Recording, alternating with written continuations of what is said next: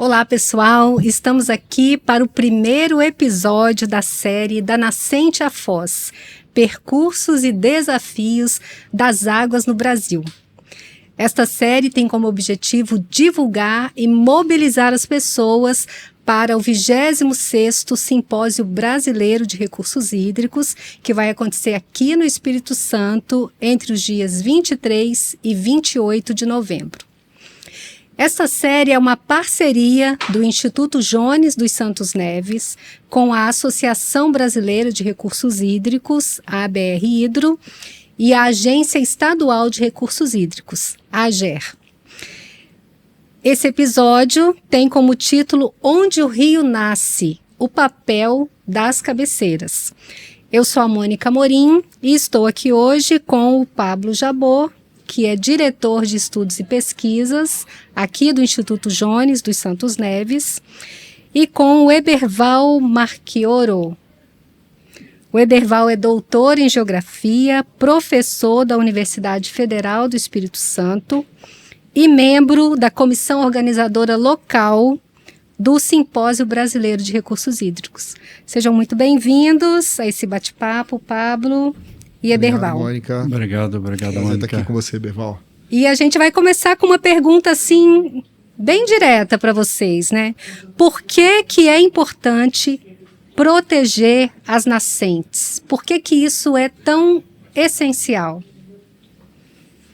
Bom, começar, Eberval? Vai lá. Sim. Primeiro agradecer o convite aí da organização da BR Hídrico, agradecer o Instituto Jones dessa parceria em que nós estamos organizando o evento aqui em Vitória, de suma importância. E falar de rios é sempre muito importante no momento onde as demandas hídricas e inundações têm ocorrido, né? E os rios são os principais mecanismos de transporte de sedimento e água entre a parte mais amontante de uma bacia até as cidades, até ao seu nível de base, seja ele local, regional ou global. E por que preservar as cabeceiras de drenagem, né?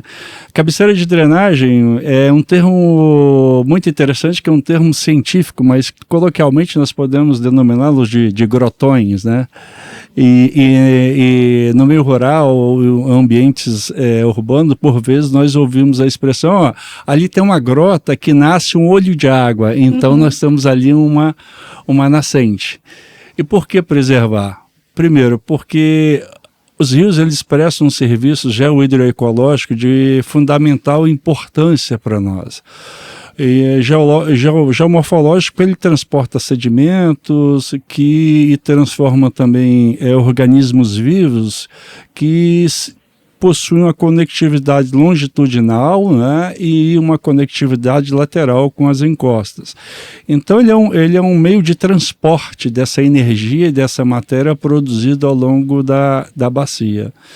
E por que preservar as cabeceiras de drenagem, os grotões? Porque são sistemas de baixa resiliência e alta sensibilidade. Normalmente são cabeceiras de ordem, os rios de ordem 1, ordem 2 e ordem 3, hierarquicamente lá, conforme o nosso autor, o Strahler, eles estão em áreas mais íngremes de uma determinada bacia. Então esses sistemas, qualquer alteração no espaço geográfico, por exemplo, com a substituição de floresta por áreas de pastagem ou agropecuária, eles são tão sensíveis que eles não conseguem ter resiliência elevada a essas alterações antrópicas. Então preservar o rio, ou as cabeceiras, significa preservar o próprio rio, na medida em que uma nascente vai gerar um rio que vai se conectar com outro rio, e assim nós vamos tendo uma difusão e uma conectividade hidrológica ao longo da bacia hidrográfica. É isso aí. O que o Eberval disse é muito importante. A gente precisa preservar as nascentes para que a gente possa preservar o próprio rio. E quando a gente tem a gente ocupa de forma irregular. A gente já sabe que a gente, quando ocupa de forma irregular as encostas dos rios, a gente tem um enorme prejuízo para o rio. mas poucas pessoas, ou melhor dizendo, talvez isso não seja tão... As pessoas não têm tanto conhecimento de que as nascentes, que às vezes são muito singelas, né, professor Eberval, não aparecem muito, não são muito evidentes, e elas são extremamente sensíveis, né? Quando você ocupa de forma irregular esses lugares também, quer dizer, você acaba com uma nascente, você prejudica todo o rio, né? Então isso é muito grave, muito importante. Então, portanto, quando a gente desmata, né, que o Eberval falou, quando a gente retira a floresta, a gente retira essa proteção natural da nascente, né, e compromete todo o curso do rio. Por isso que a gente fala que quando a gente planta árvore ou planta uma floresta, a gente colhe água também, né? A gente colhe água lá na frente. Então isso é muito importante. E é muito interessante porque hoje vários agricultores entendem essa mensagem, então reverberando sobre o reflorestamento das cabeceiras de drenagem, porque eles denotam um conhecimento e estão reproduzindo isso porque eles começam a ter a ausência da água para diferentes fins, né? Seja para a agricultura, para o consumo humano. Então esse reflorestamento das cabeceiras ele tem sido capital para que novas cabeceiras, novos olhos d'água ou novas nascentes, eles venham a surgir e colaborar para que você tenha uma maior disponibilidade hídrica e sempre dizendo que é uma água não só de quantidade, mas de qualidade, né? Porque você não tem tantas fontes de poluição contaminando a água enquanto recurso, né? Porque ela também muda o seu papel enquanto agente hidrogeomorfológico, né? Porque como você tem floresta, processos de erosão e processos de escorregamento são minimizados. Então essas concentrações de sedimentos na água, ela também é baixa. Então você precisa gastar menos recursos para tratar essa água para fins de consumo humano. Isso, a natureza presta esses serviços geohidroecológicos para a gente. Você quer ver isso que você falou sobre o produtor rural que tem essa consciência? A gente fez um trabalho há alguns anos atrás aqui no Instituto, em que a gente entrevistou produtores rurais. A gente entrevistou produtores rurais que fazem recuperação florestal, que participam do programa do governo, que talvez a gente fale mais para frente, que é o programa Reflorestar, e que, portanto, aderiram a um programa de recuperação florestal. E a gente também entrevistou produtores que não aderiram a esse programa. E é impressionante, Eberval, a diferença de conscientização que a gente tem desses diferentes grupos de produtores rurais. O produtor rural que adere ao programa de reflorestamento e que entende a importância da floresta, ele entende, por exemplo, que a água é um bem finito. Ele entende a importância da água, ele tem essa compreensão num número muito maior do que o produtor que não adere a programas de recuperação e que não entende sobre a questão da necessidade de ter floresta e tal. Quer dizer, eu estou trazendo esse paralelo da compreensão da importância da floresta, que também o produtor que tem essa noção, ele tem também a noção da importância da água. E de que a água precisa ser preservada, que não é infinita, né? E essa noção está muito maior nesse grupo de produtores que estão relacionados ao reflorestamento. E vocês acham assim que essa adesão dos proprietários rurais a essas práticas, isso tem aumentado? Olha, eu acredito que sim, na medida em que a agricultura ela demanda água, é uma das principais consumidoras de água do planeta, que é a agropecuária e a agricultura. Então, não só eles... É quase como plantar água, não existe esse termo, mas a floresta fomentar água, produzir água. Então, quando eles fazem isso associado a práticas de manejo e conservação, para você diminuir, por exemplo, o escoamento superficial e aumentar a infiltração e recarga, mesmo que com áreas agrícolas, mas com práticas de manejo, você diminui o tempo na verdade, você aumenta o tempo necessário para que haja escorregamento e aumenta a infiltração, você está recarregando o sistema hidrológico. Então, isso faz com que a própria agricultura, hoje, ela começa a ver a essas cabeceiras de drenagem importante, porque ela vai necessitar dessa água. Então, preservar essas cabeceiras, mas também preservar as áreas que nós chamamos de APP, né, área de proteção permanente, tem sido cada vez mais importante, porque elas não só geram um capital muito maior, porque cada vez mais essa questão ambiental e essa questão de preservar a água, minimizar a erosão dos solos e poluentes tem sido cobrado pelos seus compradores, né? Ao mesmo tempo que eles ajudam assim, a quem desenvolve a proteger o sistema hidrológico, que não é pontual, ele é contínuo, né, hidrologicamente. E proteger significa dizer proteger contra a erosão, proteger contra o escorregamento e aumentar a biodiversidade, né, os organismos vivos presentes ali. Isso para a gente é fundamental, que floresta é isso, floresta é vida, né?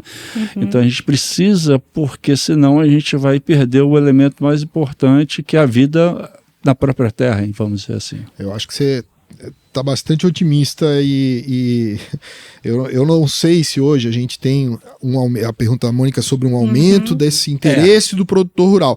A gente acompanhou esse processo do programa Reflorestar e no início os produtores realmente procuravam o programa para aderir ao programa e para poder, enfim, porque o programa é um programa com base em pagamento por serviço ambiental. Então o produtor rural recebe recurso e ele investe esse recurso no plantio de mudas de mata, na proteção de remanescentes florestais e outras ações que ele pode desenvolver, né? No início o produtor procurava, agora o Estado é que tem que procurar o produtor. Então, a adesão, pelo que a gente tem de conhecimento, não está tão alta assim. A gente queria que ela tivesse mais alta, mas ela não está tão alta assim. A busca do produtor e a conscientização do produtor, iniciativas aí da Secretaria de Agricultura, do INCAPER, da Secretaria de Meio Ambiente, do IEMA, né, do Instituto Estadual de Meio Ambiente, tem sido de orientar e de buscar, né, trazer o produtor para ele aderir ao programa, porque a iniciativa do próprio produtor parece que já meio que esgotou o universo de produtores que já tinham essa consciência e que buscavam por si, né, a participação no programa. Agora a busca está mais ativa. Então eu não sei, Eberval, se a gente está tendo esse crescente mesmo na busca. Talvez valha uma pesquisa sobre isso. Mas é uma coisa que preocupa, porque a iniciativa do produtor parece não estar tão grande quanto estava no início para aderir ao programa. A questão talvez a colocação seja no sentido deles procurarem e deles fazerem o reflorestamento. Eu também não sei afirmar se está aumentando ou não. Mas, e aí os projetos de extensão nossa que são importantes para fazer essa divulgação, esse trabalho de educação ambiental. Isso é muito importante. Porque esse trabalho de educação ambiental ele vai ter impacto na geração atual e nas gerações futuras, que são os nossos estudantes de ensino médio fundamental. E quando você impacta esses estudantes, nós estamos impactando toda a família, porque acaba que os filhos, pai, eu aprendi isso, né?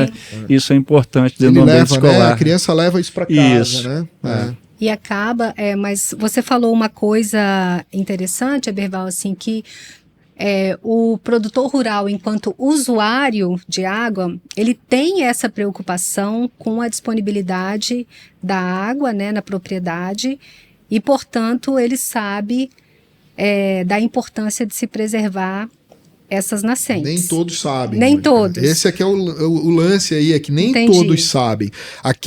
Todos eles se preocupam em água, em ter água, claro, ele precisa da água. Ele precisa da água. Ele precisa da água para irrigar, então ele precisa da água, ele sabe disso, todos precisam da água. Mas a gente já viu, quem tem mais consciência é aquele que tem consciência com a recuperação florestal também. Esses conseguem entender essa relação de forma mais fácil, né? Então assim, a gente, infelizmente, muitos produtores rurais usam mal a água e também não tem essa relação, conseguem estabelecer essa relação de causa e efeito daquilo que ele faz no ambiente e vai provocar também em relação ao abastecimento de água. E ainda tem outro ponto aí, que é de empurrar o problema lá para baixo, né? Quer dizer, o problema não é mais meu, né? O problema é de quem está lá para baixo e aí, portanto, não está me afetando. Se eu tiver água aqui para abastecer a minha propriedade e para irrigar a minha lavoura, o problema já não está mais aqui comigo. Eu tenho água e quem está para baixo aí é que resolva seus problemas. E ao mesmo tempo nós estamos falando muito do ambiente rural, mas nós estamos pensando no ambiente da cidade também, né? Que muitas cidades contribuíram exatamente para o desaparecimento dessas grotas, das cabeceiras fluviais, e com essa expansão urbana, talvez tenha que se repensar, será que nós temos que promover o desaparecimento ainda maior desses rios, essas cabeceiras de ordem 1, ordem 2? Será que a impermeabilização a partir de um processo de ocupação do espaço geográfico de forma desordenada, ela vai contribuir para quê? Para essa falta de água? Porque a gente tem que pensar que nós estamos numa ideia de uma bacia como quase uma esponja. Se a água não infiltra, ela depois não vai drenar para o rio.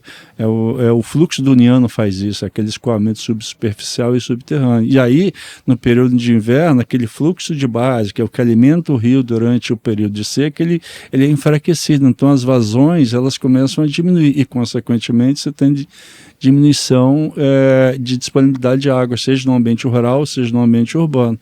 Então, cada vez mais a gente também do ambiente urbano tem que começar a repensar não só a forma com que nós estamos ocupando, mas a forma de como nós estamos usando a água para o consumo. Então, a preservar as nascentes, né, os grotões, ajuda a garantir a disponibilidade e a qualidade da água, mas não é algo isolado, né? E nem é algo só associado ao ambiente rural. E nesse sentido, assim, ajudam a garantir também a água em qualidade e quantidade adequadas para os diferentes usos, né? Por exemplo, a irrigação, os usos que se faz na cidade, como o abastecimento das pessoas, entre outros. E reduzir o custo do tratamento da água também. Exato. Né? Porque tratar água custa muito caro. Né? E quanto melhor a gente mantém a qualidade original, né, da água que chega nos pontos de abastecimento, de bombeamento de água para o tratamento, menos se gasta com o tratamento e a água, né, o custo da água fica menor, da água para abastecimento nas cidades, né? Sim. Agora, se vocês pudessem assim citar, por exemplo, 3 problemas, né, que acontecem quando uma nascente é degradada ou destruída, e que tipos de boas práticas poderiam recuperar ou proteger esses ambientes? 3 é só uma sugestão, então, pode ser menos, pode ser mais. Como a gente já conversou no início, como as nascentes são sistemas muito frágeis, qualquer tipo de retirada da sua vegetação original, ela sente. Então, por exemplo, a área de mineração impacta muito nas nascentes ordem 1 e ordem 2, porque são áreas muito sensíveis e quando você retira a rocha, está mudando toda a hidrogeomorfologia e o relevo. Como os grotões são áreas côncavas, quando você muda essa configuração, você está mudando a infiltração de água no solo. Então, o caminho é preservar essas áreas que são áreas muito importantes para a gente. Tentar manter essa vegetação original e contar com a população ribeirinha, com a colaboração. Daí a importância dos chamados povos originários, que estão ali, têm a sua vida envolvida com essa cobertura vegetal. Eles são importantes porque eles são preservadores da floresta. Isso, dentre outros, né? Lembrando que a gente está preservando um sistema que não é só água, é vida da floresta, os organismos, matéria orgânica e uma grande quantidade de aspectos envolvidos nesse fragmento ou nessa floresta. Eu só vou complementar isso que o Berval está falando com um bom conhecimento de onde estão essas nascentes. Né? Quer dizer, um bom mapeamento, um levantamento detalhado de onde elas estão, para que a gente possa conhecer, saber onde elas estão, quais são as conexões que existem entre as nascentes e os cursos de rios, né? Para que a gente possa definir em cada caso qual será a melhor medida de intervenção. Muitas vezes é, como o Berval falou, proteção, mas em outros casos já pode ser também de recuperação. Isso. Né? Para que a gente possa ter políticas que possam tratar de cada caso da forma como precisa ser tratado, para que a gente tenha o maior número de nascentes preservadas ou recuperadas, né, para que a gente possa ter aí uma melhora da qualidade e disponibilidade hídrica no estado, né. Até porque, pensando em termos de Brasil, os domínios morfoclimáticos são muito diferentes. Então, as nascentes, os grotões, vão apresentar características diferentes. E não existe uma solução única para todas elas, porque elas também são diferentes. Né? Se você pega o Planalto Central, você tem uma característica diferente. Se você pega a nossa região serrana, você tem outra característica. Né? Então, isso você pega o Espírito Santo, o norte do Espírito Santo, que é um relevo mais tabular, né? Provavelmente as características dessas cabeceiras de drenagem são diferentes, por exemplo, do que a gente encontra aqui na floresta, que é a Floresta de Duas Bocas, que é uma área íngreme com mata preservada. Né? Então, e perene. Então, a solução não é única, a solução ela vai muito de encontro com o que a gente vê na natureza, né? Entendi. E Pablo, esse mapeamento, ele existe aqui no estado, por exemplo? O mapeamento do estado existe, mas pode ser refinado. Eu acho que isso, as novas tecnologias, aerolevantamentos com drone, né? Acho que isso tudo, as novas tecnologias podem trazer mapeamentos de melhor qualidade, com melhor precisão, melhor resolução. A gente está falando de nascentes, mas envolve também a gente ter um melhor mapeamento do nosso relevo, né? Uma melhor compreensão do relevo, um melhor entendimento e melhor qualidade nos dados que a gente tenha de aerolevantamentos, vão proporcionar que a gente realize levantamentos mais precisos. Né? E quanto mais preciso e maiores informações a gente tiver do ambiente, melhor vai a nossa possibilidade de direcionamento da conduta, de como é que a gente pode fazer o direcionamento das políticas públicas. Né? Quanto melhor a acurácia do dado, mais qualidade do dado e mais trabalho com melhor qualidade você consegue desenvolver. E mapear, e depois a gente precisa checar, porque às vezes a gente checa e às vezes a gente pode não encontrar aquela nascente mais.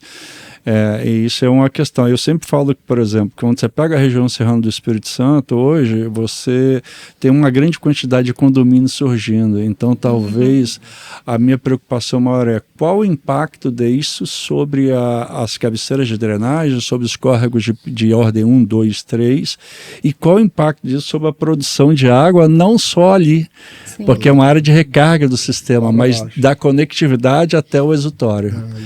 Isso é uma questão que a gente precisa pensar, porque a gente tem visto questões de inundações de magnitude muito intensa em cursos fluviais, em bacias, que antigamente a gente não vinha com tanta intensidade. E depois nesse mesmo lugar que teve enxurrada ou que teve inundação, falta água. Sim. Né?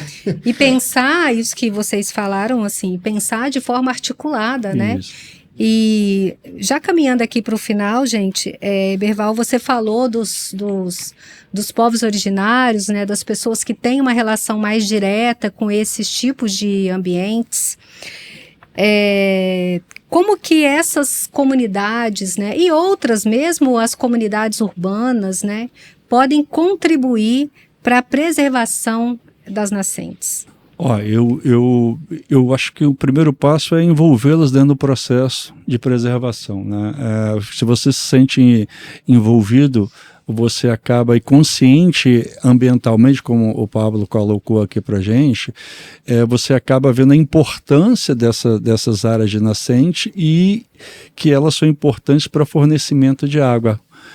Isso faz com que eles se sintam envolvidos e acabem por defender esse ambiente e proteger esse ambiente, que devia ser protegido por todos, né?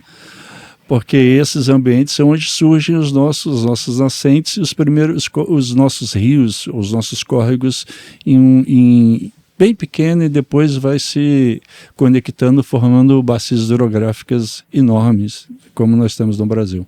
Essas comunidades, né, de povos tradicionais precisam ser mais e cada vez mais bem cuidadas pelo Estado. Eles sofrem muito de diversas formas. Né? Então a gente não pode exigir que eles tratem com todo o cuidado que a gente acha que merece as nascentes, os grotões, se eles não têm as condições mínimas, né, de saúde, né, de assistência de alimento, né, de poder eles desenvolverem a sua própria agricultura.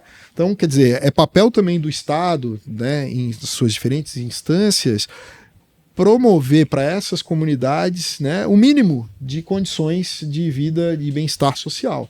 né? Então isso também faz parte, isso é uma contrapartida que é preciso ser dada e ser colocada também como dentro dessa grande equação, né? Porque a gente também precisa promover o bem-estar social dessas comunidades, né? Para antes de exigir que eles também sejam, né, proativos nessa busca. Eles têm isso como tradição, eles tendem, né, muitas vezes entendem a relação deles com a água, com o ambiente, mas a sobrevivência sempre para qualquer um vem em primeiro lugar, né? Então, se eles não têm boas condições de vida, de bem-estar social, não adianta, a gente não consegue contar com eles. Então, a gente precisa também ajudá-los, a gente precisa ter políticas públicas relacionadas a essas comunidades, né?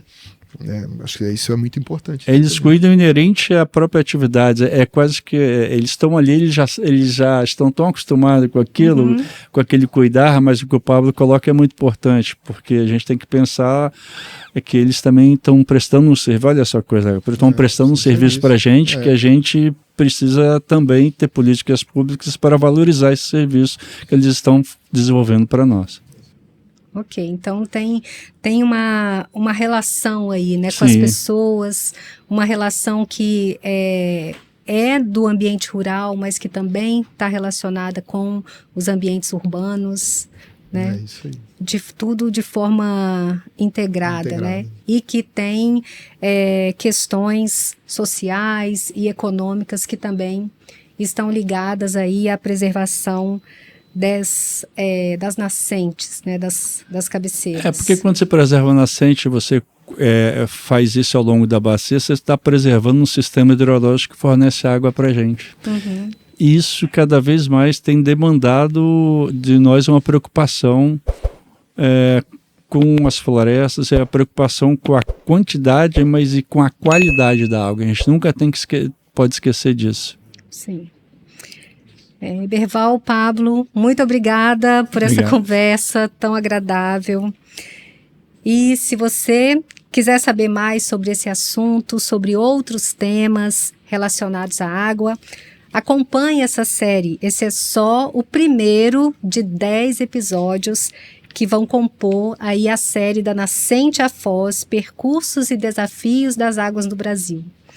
E se organize e participe do 26º Simpósio Brasileiro de Recursos Hídricos no mês de novembro, entre os dias 23 e 28, aqui no Espírito Santo.